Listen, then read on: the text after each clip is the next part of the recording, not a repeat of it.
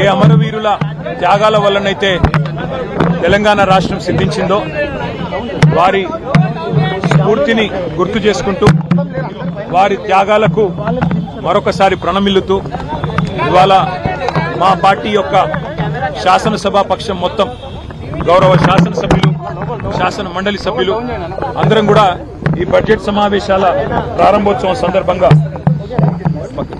సమావేశం సందర్భంగా మరి ఇక్కడ తెలంగాణ అమరవీరులకు విద్యార్థి అమరవీరులకు నివాళులు అర్పించి సమర్పించి ఇవాళ శాసనసభ సమావేశాలకు హాజరు కాబోతా ఉన్నాం.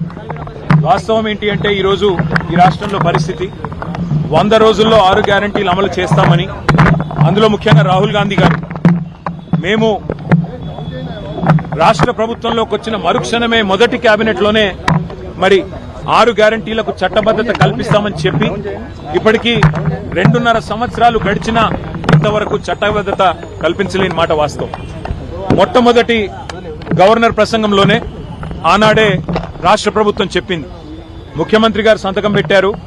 ఇంకా అప్పుడు తమిళిసై సౌందరరాజన్ గారు గవర్నర్ గా ఉన్నారు. వారి నోటంబడి చెప్పించారు. రాష్ట్ర ప్రభుత్వం వెంటనే చట్టబద్దత కల్పిస్తుందని చెప్పి వారు ఆనాడు చెప్పినప్పటికీ ఇప్పటికి 2.5 సంవత్సరాలు ఇది 3వ గవర్నర్ ప్రసంగం. ఇంతవరకు 6 గ్యారంటీలకు చట్టబద్దత లేదు. అట్లాగే విచిత్రమైన విషయం, ఇవాళ పంటలు నాట్లేసేటప్పుడు నిజానికి కేసీఆర్ గారి టైంలో రైతు బంధు పడేది. కానీ వాళ్ళ పంటలు కోతలకు వచ్చినా రైతు బంధు దిక్కులేదు. ఇంతవరకు రాష్ట్ర ప్రభుత్వం నుంచి ఒక స్పష్టత, ఒక సమాధానం లేదు. అందుకే రాహుల్ బంధు కాదు, రైతు బంద్ వేయండి, రాహుల్ కు 1000 కోట్లు, రైతులకు వెన్నుపోట్ల అని చెప్పి ఈ సభ సమావేశాల్లోనే బడ్జెట్ సమావేశంలో తప్పకుండా నిలదీస్తాం. అట్లాగే అన్ని వర్గాలకు హామీలు ఇచ్చి మోసం చేసిన ప్రభుత్వం ఇది. బలహీన వర్గాలకు 1,00,000 కోట్ల బడ్జెట్ అన్నారు 5 ఏళ్లలో.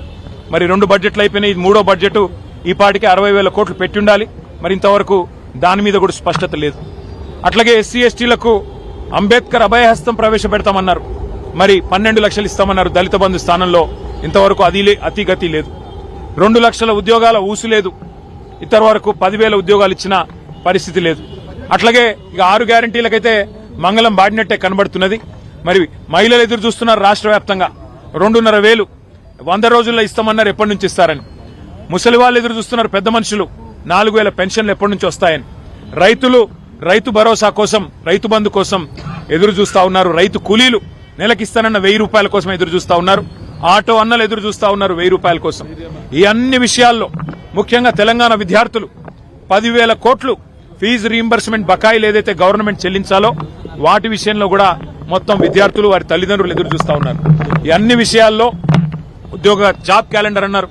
ఇంతవరకు ఆ క్యాలెండర్ లో మరి ఉత్త క్యాలెండర్ ఉంది తప్ప జాబులు అయితే కనబడతలేవు. ఈ అన్ని విషయాల్లో తప్పకుండా ప్రభుత్వాన్ని శాసనసభ సమావేశాల్లో నిలదీస్తాం, నిగ్గదీస్తాం. ఎక్కడ పోతున్నాయి డబ్బులని అడుగుతాం. మరి కేసీఆర్ గారు కట్టిన ఇల్లు పెట్టిన పోయినట్టు మీకు బ్రహ్మాండమైన వడ్డిచ్చిన విస్తర్ లాంటి రాష్ట్రాన్ని మీకు అప్పచెప్తే ఇలా మీరు ఏం చేస్తున్నారు, ఆర్థిక అరాచకం చేస్తా ఉన్నారన్న విషయాన్ని కూడా వారిని నిలదీస్తాం. రిటైర్డ్ ఎంప్లాయీస్ కనీసం బెనిఫిట్స్ ఇవ్వలేని దుస్థితిలో ఈ రాష్ట్ర ప్రభుత్వం ఇవాళ రాష్ట్రం ఉన్నది అంటే దానికి కారణం ఖచ్చితంగా ఫైనాన్షియల్ మిస్మేనేజ్మెంట్. తెలంగాణను ఒక ఏటీఎం గా మార్చి ఏఐసీసీకి సమర్పించుకునే దాని మీద ఉన్న శ్రద్ధ ఈ రాష్ట్రంలోని పేదల మీద లేదు అనేది తప్పకుండా రాష్ట్రంలోని ప్రతి పేదవాడి తరపున ఈ ప్రభుత్వాన్ని నిగ్గదీస్తాం, నిలదీస్తాం. మరి ఈ శాసనసభలో శాసన